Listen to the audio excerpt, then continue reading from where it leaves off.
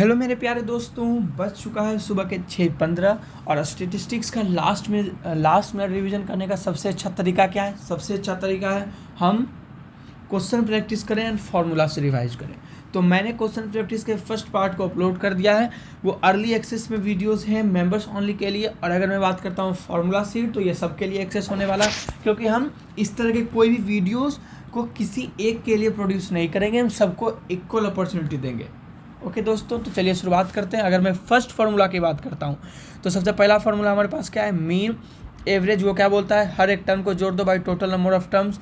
दूसरा मीडियन, आपको पता होगा कैसे निकालते हैं। The middle value when data is ordered if n is odd. अगर एन ऑड है तो मीडियन नंबर क्या हो जाता है? मीडियन मिडिल नंबर हो जाता है। और अगर एन इवन है तो मीडियन क्या होता है? तो मीडियन हो जाता है एवरेज ऑफ टू नंबर। जो एवरेज ऑफ टू नंबर्स होता है वो। ओके, अब समझ लेना, मैं एग्जैक्ट नहीं लिख रहा हूँ, बस आपके माइंड में स्ट्राइक करवा रहा हूँ। रेंज की बात करूँ तो रेंज क्या होता है? रेंज होता है maximum value minus minimum value. किसी भी डाटा का आप range maximum value minus minimum value से निकाल सकते हैं। वेरिएंस की बात करूँ तो वेरिएंस क्या होता है? तो वेरिएंस को हम लोग एस स्क्वायर से डिनोट करते हैं। सैम्पल की वेरिएंस सैम्पल की बात कर रहा हूँ। और ये होता है sigma x minus x dash यहाँ पर क्या हो जाएगा? एवरेज मीन हो जाएगा n minus one, where x is each value and x dash is the mean and n क्या है? n सैम्पल साइज है। ओके दोस्तों, फिफ्थ की बात करूँगा। फिफ्थ हमारे पास क्या है? फिफ्थ हमारे पास वेरिएंस है, पॉपुलेशन।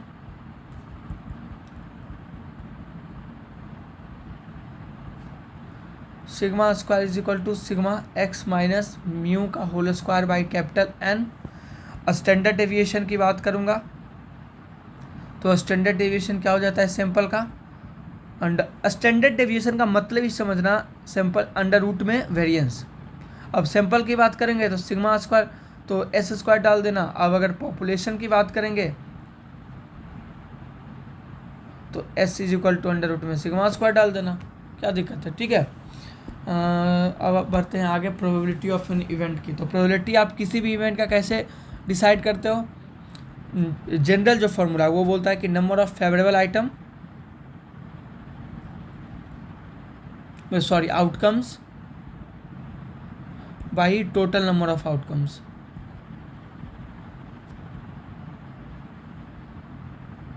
ठीक है।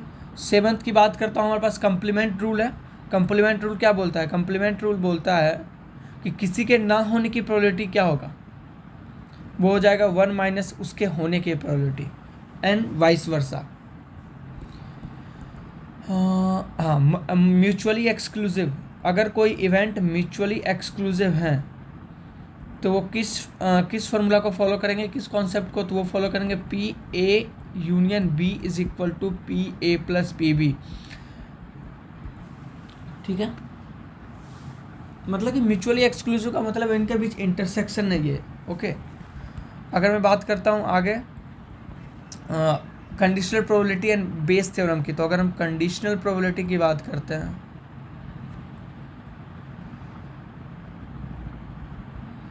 तो ये क्या होता है? बी हो चुका है, फिर ए होने की कंडीशन, या इस तरह से जो भी आपके माइंड में स्ट्राइक करा बस आप याद करते जाओ। P A intersection B by P of B, direct formula आएगा। बस आपको पहचानना है कि इसमें कंडीशनल प्रोबेबिलिटी लग रही है और कहाँ पे आपको ये टर्म दिया है, कहाँ पे आपको ये टर्म दिया है। और अगर ये नहीं दिया है तो मे भी आपको ए भी दिया है तो आपको ये निकालना पड़े। मे भी वो एक्सक्लूसिव इवेंट है तो ए इंटरसेक्शन बी क्या हो जाएगा? 0 हो जाएगा। तो जब तक आप इस तरह से नहीं सोचोगे ईजिली आप क्या बोलते हैं स्टेटिस्टिक्स को लॉजिक नहीं बिल्ड कर पाओगे। तो पी बेस थ्योरम के अकॉर्डिंग क्या होता है? बेस थ्योरम क्या होता है? P of B by A into P of A by P of B. अगर बात करता हूँ expected value mean, expected value of a discrete random variable, तो देखो जब भी डिस्क्रीट रैंडम वेरिएबल की मैं बात करता हूँ और उसके साथ में बात करता हूँ ई एक्स एक्सपेक्टेड वैल्यू, वो क्या हो जाएगा? Sigma x into P of x. ठीक है दोस्तों, और मैं पार्ट 2 लेके आने वाला हूँ तुरंत मैथमेटिकल के स्टेटिस्टिक्स के मोस्ट इंपॉर्टेंट क्वेश्चन का रिवीजन। रात में कॉलेज का वाईफाई स्टक हो गया था, इस कारण माफ़ कीजिएगा, रात को ही मैं अपलोड करने वाला था। अब मैं बात करता हूँ वेरिएंस ऑफ डिस्क्रीट, मैं शॉर्ट में लिखने वाला हूँ, ठीक है। डिस्क्रीट रैंडम वेरिएबल, तो ये क्या हो जाएगा, ये हो जाएगा sigma x square minus E x square. Okay, variance is equal to, ठीक है, यहाँ तक कोई दिक्कत? एक सेकेंड, इन दोनों में अंतर है। इन दोनों में अंतर ये है कि ये x का स्क्वायर है और यहाँ पर e ऑफ x का स्क्वायर लेना है, ठीक है, ये होल स्क्वायर है। बाइनोमियल डिस्ट्रीब्यूशन की बात कर लेता हूँ। कुछ अगर मतलब कि छोटा छोटा फॉर्मूला छूट जाए दोस्तों, क्योंकि जो मेरे माइंड में आ रहा है हर टॉपिक वाइज मैंने लिख लिया है और टॉपिक में रिकॉल करते जा रहा हूँ, जो भी मेरे माइंड में आ रहा है मैं लिखते जा रहा हूँ। यहाँ पर सबसे पहले आपको प्रोबेबिलिटी मास फंक्शन पढ़ना पड़ता है डिस्क्रीट रैंडम वेरिएबल के लिए, जो क्या बोलता है P x is equal to k, है ना। तो वो क्या होता है n combination k P raise to power k 1 minus P के पावर एन माइनस के, ठीक है। वे एन क्या होता है, एन नंबर ऑफ ट्रायल्स होता है। और अगर मैं बात करता हूँ पी क्या होता है, पी प्रोबेबिलिटी ऑफ सक्सेस होता है।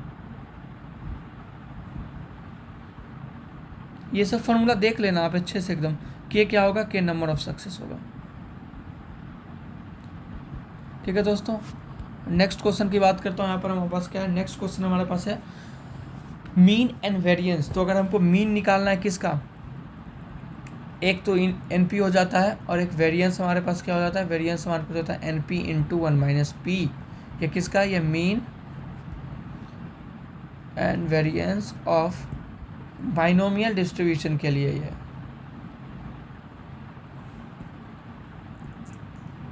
अगला बढ़ते हैं पॉइजन डिस्ट्रीब्यूशन, उसके लिए हम क्या बात करते हैं, पीएमएफ। तो पीएमएफ ऑफ पॉइजन डिस्ट्रीब्यूशन क्या होता है, ये होता है P x is equal to k. इस पर डायरेक्ट क्वेश्चन हमारा इम्पोर्टेंट क्वेश्चंस में था, के फैक्टोरियल। वीक 9 to 12 के ज़्यादा फार्मूला अगर आप याद करके चल जाते हैं तो आपको फ़ायदा ही देगा ultimately.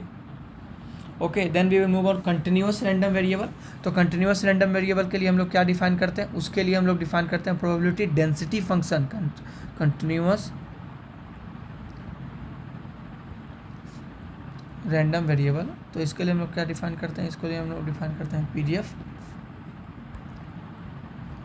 Okay, the function F x such that PA is equal to A to B fx dx, ठीक है दोस्त। नेक्स्ट बढ़ता हूँ तो एक्सपेक्टेड वैल्यू, फिर इसका क्या होगा, इसका मीन क्या होगा। तो हर रैंडम वेरिएबल के लिए आपको पता रहना चाहिए। तो इसका जो एक्सपेक्टेड वैल्यू होगा वो क्या हो जाएगा इंटीग्रेशन में, क्योंकि एक रेंज की बात करता है। ओके, नेक्स्ट हमारे पास वेरिएंस।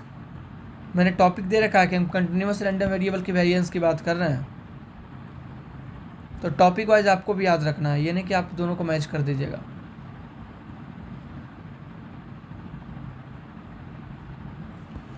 नेक्स्ट बढ़ता हूँ यूनिफॉर्म डिस्ट्रीब्यूशन पे। यहाँ पे हमको पीडीएफ की बात करते हैं जब भी हम यूनिफॉर्म डिस्ट्रीब्यूशन की बात करते हैं। तो probability density function of uniform distribution, किस पे यूनिफॉर्म डिस्ट्रीब्यूशन, कोई इंटरवल आपको ए बी दिया रहता है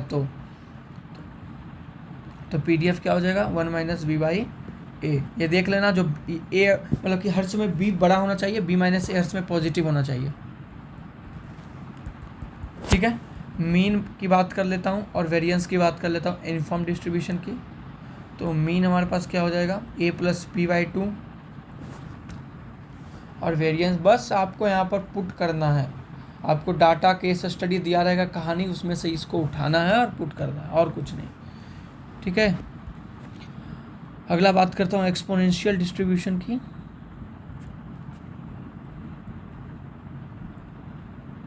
तो एक्सपोनेंशियल डिस्ट्रीब्यूशन में हम लोग पीडीएफ कैलकुलेट करते हैं। तो पीडीएफ हमारे पास क्या हो जाएगा, पीडीएफ हमारे पास हो जाएगा लेमडा ई के power minus lambda x, where x क्या होना चाहिए ग्रेटर देन इक्वल्स टू 0 होना चाहिए। अगर मैं बात करता हूँ मीन की, तो मीन क्या हो जाएगा, मीन हो जाएगा E of x is equal to mean lambda. और अगर मैं बात करता हूँ वेरिएंस की, तो वेरिएंस क्या हो जाएगा, वेरिएंस हो जाएगा 1 बाई लेमडा स्क्वायर। अगर मैं बात करता हूँ नॉर्मल डिस्ट्रीब्यूशन की, तो नॉर्मल डिस्ट्रीब्यूशन हमारे पास क्या हो जाएगा, 2 पाई सिग्मा स्क्वायर ई के पावर में minus x by mu mu mu mu mu का whole square by 2a square. अगर मैं बात करता हूँ ये किसके लिए, ये नॉर्मल डिस्ट्रीब्यूशन के लिए। एक चार्ट बना लेंगे ना, एक बार ये हो जाए फिर रिवीजन के लिए क्या करेंगे ना, एक चार्ट बना लेंगे। वैसा तो नहीं है ना कि वीक 9 टोटल में ये नहीं पूछेगा तो आपको काम नहीं आएगा, मतलब कि नेक्स्ट टर्म में, या फिर आपको इससे रियल वर्ल्ड में काम नहीं आएगा, काम तो आना ही है, तो फिर इसका ध्यान रखेंगे। स्टैंडर्ड नॉर्मल डिस्ट्रीब्यूशन की बात करता हूँ तो हम इसमें क्या करते हैं, नॉर्मल डिस्ट्रीब्यूशन को स्टैंडर्डाइज करते हैं, है कि नहीं। तो स्टैंडर्ड नॉर्मल डिस्ट्रीब्यूशन में अगर मीन क्या होता है, यहाँ पर मीन 0 होता है आई थिंक, एक बार देख लेंगे। एंड वेरिएंस क्या होता है स्टैंडर्ड नॉर्मल डिस्ट्रीब्यूशन में, 1 होता है। मेरे को एग्जैक्ट याद नहीं है। यहाँ पे जो फार्मूला है Z square formula, believe me दोस्तों, इस फार्मूला पे 2 क्वेश्चन कम से कम आएंगे। इस फार्मूला पे कम से कम 2 क्वेश्चन आएंगे कि जेड स्क्वायर फार्मूला को यूज करके प्रिडिक्ट जो करना होता है उस पर, ये आपको ध्यान रखना है। तो इसी के साथ मैं श्री राम विदा लेता हूँ। धन्यवाद दोस्तों। अगर आपको रिवीजन करना है तो आप हमारे डिटेल लेक्चर को देख सकते हैं रिवीजन के क्वेश्चन प्रैक्टिस के लिए, उसके लिए मेंबरशिप आप ज्वाइन कर सकते हैं हमारे चैनल को। धन्यवाद दोस्तों।